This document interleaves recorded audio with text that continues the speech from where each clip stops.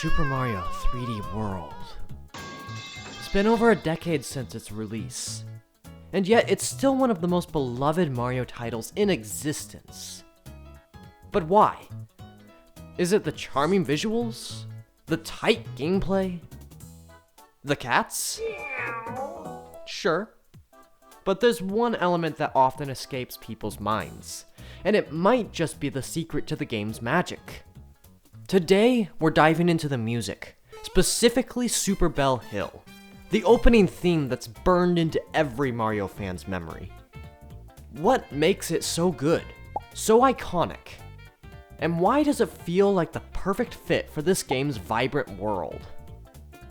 I'm the MinorScaleTheorist, your friendly neighborhood music analyst. I like breaking down music and nerding out about it as well. Let's begin by breaking this song down into smaller sections. I'll assume you've already listened to the piece and are familiar with it. If not, I've included a link below where you can check it out. This piece follows an AAB form after a short introduction. I must have a theme for AAB structures because every song I've analyzed so far seems to follow the same format. The instrumentation is that of a typical big band, which usually includes a melody section made up of saxophones, trombones, and trumpets. Alongside that, there's a rhythm section that might include piano, electric guitar, or bass. However, if you take a closer look at the sheet music for this piece, you'll notice something unusual: an accordion and a synthesizer. These instruments aren't typically found in a traditional big band setup. So what's going on here? This is a great example of what we call fusion, which is a blending of different musical styles or instrumentation to create something new. You may have heard the term jazz fusion before. That's exactly what we have here, only with a big band twist. So technically this is a big band jazz fusion piece. But to simplify, I'll just refer to it as jazz fusion, since it combines two distinct genres, big band and jazz fusion. So why does this matter? Well, Super Bell Hill is the first thing you hear when you start playing, and this track sets the tone perfectly. It's fun, bouncy, and jazzy, but not in a typical jazz way. It's a fusion of classic Mario musical language and new mechanics. It builds on what we've heard before, while hinting at the freshness of the gameplay to come.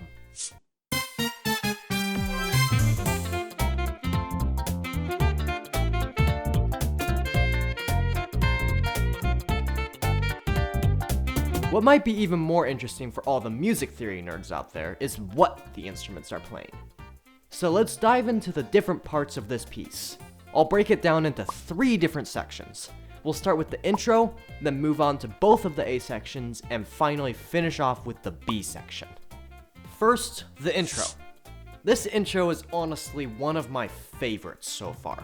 So let's take a closer look. We start on the 5th scale degree in the key of F major, which is C. The line initially descends diatonically, but then something unexpected happens. The 4th note is A flat. That's not diatonic to F major, it's the flat 3rd. Now, I've mentioned in an earlier video that the flat 3rd is the defining note of the minor sound. So here's the big question. If we're in F major, how can a note that represents minor tonality show up? To answer that, let's take a quick detour into the blues. In blues music, it's common to feature both the major 3rd and the flat 3rd in the same phrase. This gives the music a darker, more expressive character, while still preserving its major tonality. The major blues scale is a perfect example of this, placing both intervals side by side.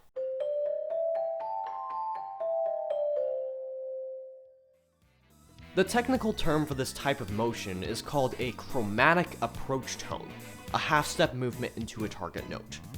In blues, this technique is used heavily, some might even say to a fault, to add emotional tension and color. So, to return to the original question, how can the flat 3rd, the note which encompasses that minor sound, show up in a major key? Well, I still believe that the flat 3rd is the note that gives the minor scale its distinctive sound. But simply including it in a line doesn't make the entire key minor. It's more like an adopted child who contributes something new to a family without erasing where they came from. Now, for anyone wondering why blues elements are appearing in such a bright, energetic jazz tune, here's the thing.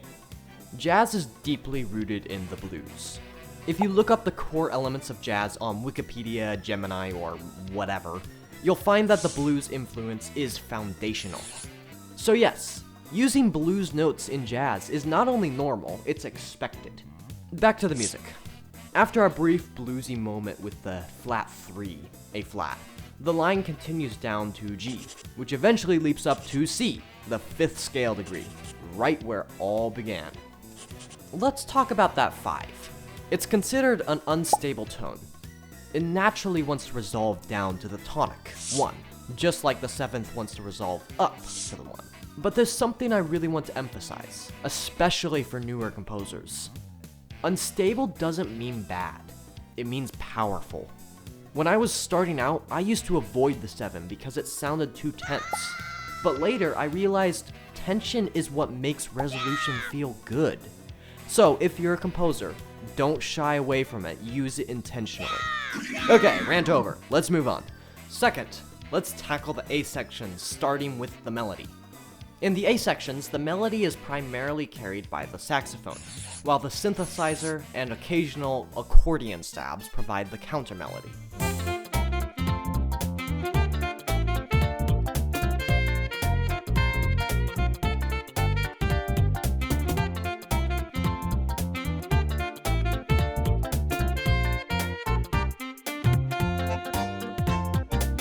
The section begins with a pickup that flows directly into the next measure.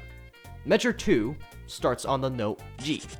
Interestingly, this G isn't essential to the core structure of the melody. If you strip the line down to its skeletal form, only F and C are truly necessary. The rest are what we call melodic embellishments. And in this case, both are complete neighbor tones, which is a motion from a chord tone to a stepwise dissonance and back. Now, for those more versed in theory, you might be wondering why I labeled this as a complete neighbor tone and not as an appoggiatura, which is a non-chord tone resolving to a chord tone. But here's the thing. Consider how the pickup functions. I perceive it not as 3 notes, but 4, bleeding into the next bar. That 4th note, G, overshoots F and resolves back to it, making it a textbook example of a complete neighbor tone. I love how the complete neighbor tones sound like Mario moving around.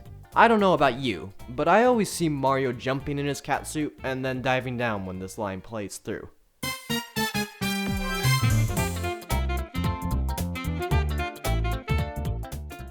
Anyways, the phrase ends off by hitting this C note to shoot us into the next phrase.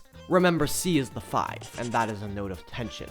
So it gives power to the resolve in the next phrase, which nearly copy-pastes the first, with one key difference. Instead of resolving to the 5th at the end, it lands on the 3rd, A.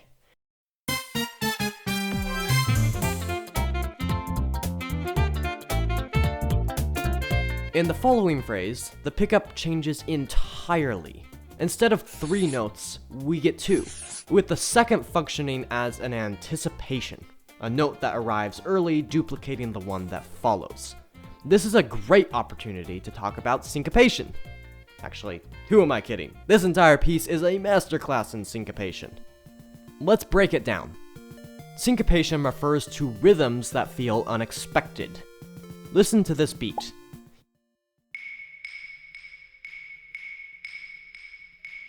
If you tap it out, you get a steady 1, 2, 3, 4. That's a straight rhythm, notes aligned squarely with the beats. You'll hear this a lot in marching band music or Fire Emblem. Now listen to this.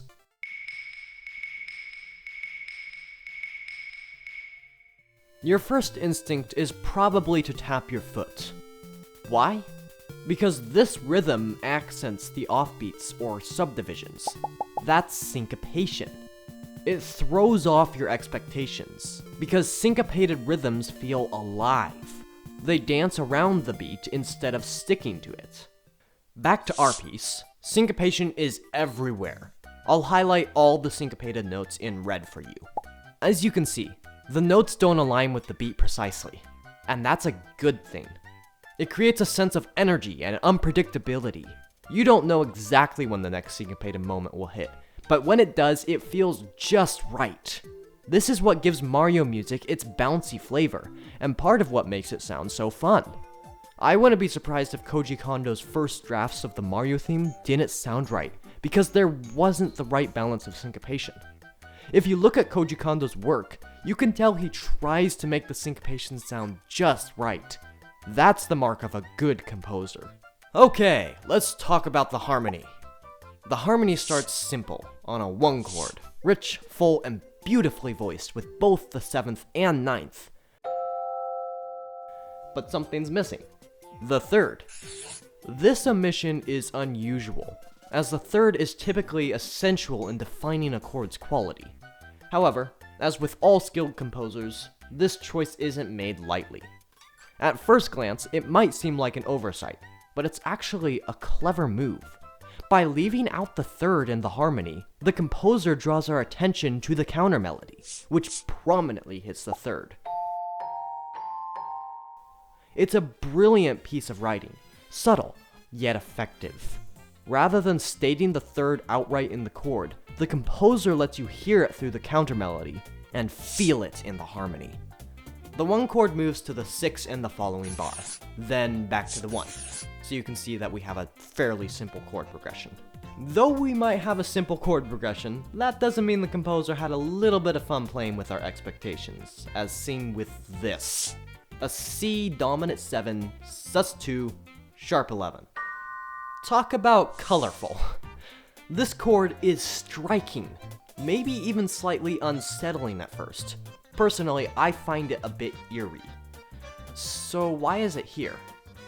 Well, despite its creepy edge, this chord is actually bright, thanks largely to the sharp 11, which is a hallmark of the Lydian mode. The dissonance created by the sharp 11 isn't sustained for long. It functions as a chromatic approach tone to this G note, which then resolves quickly to a natural 11. So while the chord briefly flirts with tension, it ultimately lands in a space of luminous clarity. It's a sophisticated way to add color without losing the overall character of the piece. It's a way to give power to resolution through dissonance. Brilliant. So, to recap, this piece is in the style of jazz fusion, played by a big band, a tone which is prominent in this game. It draws from the style of blues with chromatic approach tones. The harmony tends to follow a simple pattern that dips into bright notes like the sharp 11th. And to top off our list, the other thing that is prominent in this song is the syncopation, which makes it sound so bouncy.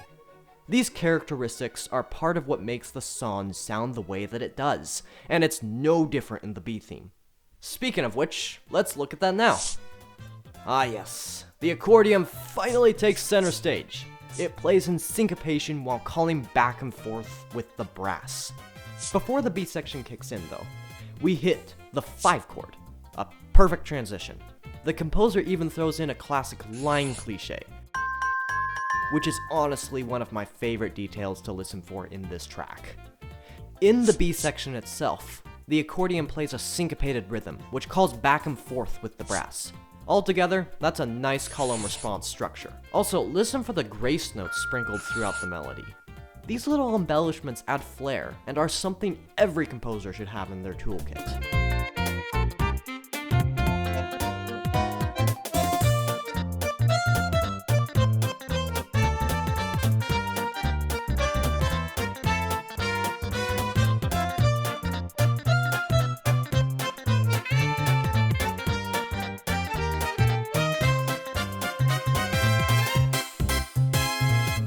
Now, while the melody is great, what really caught my attention here are the chords. We start with this rich B-flat major 6 over F chord. It's a bit complex, but really fun. What's also interesting is that the rhythm shifts to a steady 8th note pulse, injecting a ton of energy, essential for any Mario game. From there, we move into an A minor add 4 sharp 6. The sharp 6 is actually the same note we heard in the C major sharp 11 chord back in bars 5 and 13. It's the exact same note as the sharp 11. But it feels completely different. Warm and bright in the A minor context, eerie and bright in C majors. That's the power of harmonic context. Then things take a turn. We land on this unexpected E diminished 7 chord, R7. Diminished chords get a bad rap from some music teachers, and myself in this video, because they're complicated or something. I don't care, they're incredibly powerful when used right. They create tension, and tension is what makes resolution so satisfying, remember? So, does it resolve? Absolutely. And here's how. One of the most dissonant intervals in the diminished chord is a tritone, which we have between E and B flat. This traditionally wants to resolve by moving in opposite directions. And that's exactly what happens. B flat moves down to A, E moves up to F. Perfect resolution. Right after our diminished chord, we get this quirky syncopated transition. Here's where it gets wild. The transition is actually the negative harmony version of the first 4 notes from the intro. I won't go full deep dive into negative harmony right now, unfortunately, but here's a quick primer. Every note has an opposite, and you can flip entire chords and scales using this concept. Think of it as mirroring notes across an axis, usually the 5th scale degree. If you do that here, you'll notice 2 things. The vamp and intro move in opposite directions using the same interval formula, and their roots are a 5th apart. That's negative harmony at work, and it's fascinating. I'd love to talk more about this, but for those not interested, I'll spare you.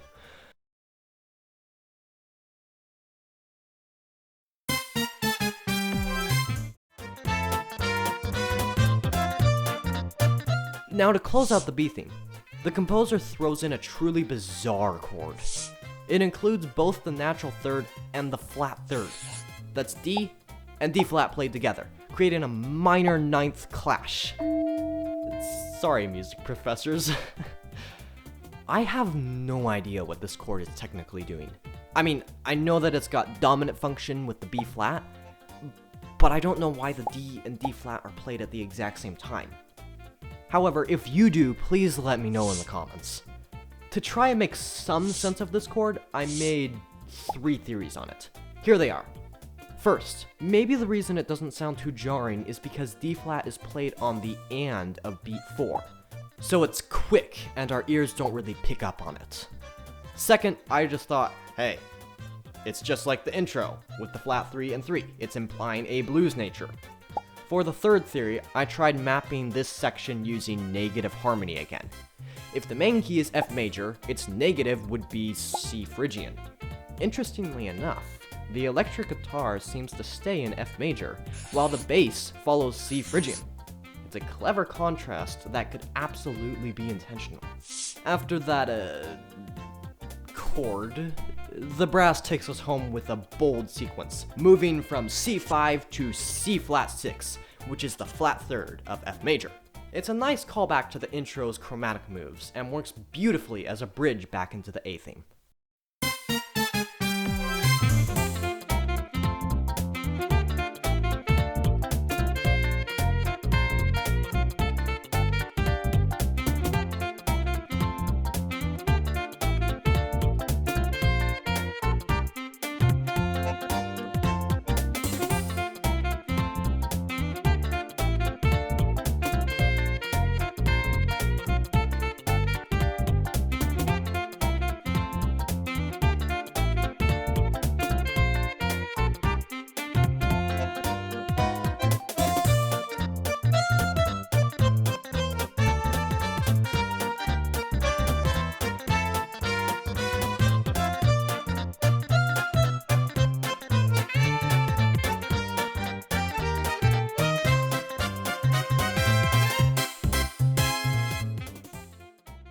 This entire theme is packed with clever writing, from rhythmic tricks to harmonic experiments and even a bit of music theory madness.